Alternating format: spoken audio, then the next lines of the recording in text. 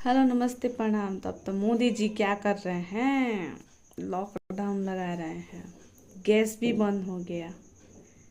Gas भी बहुत महंगा है, 1300 रुपया हो गया है गैस। तो इस पे हम कुछ कहेंगे।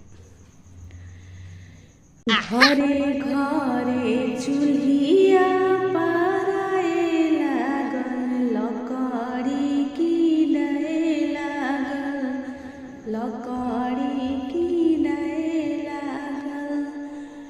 गैस के बढ़ल महंगाई पड़ल, गरीब के आफत पड़ल, गरीब के आफत पड़ल।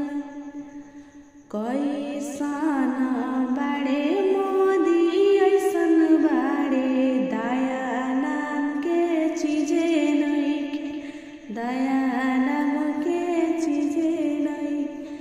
घरे घरे चिपरी पाथाए लागल, ला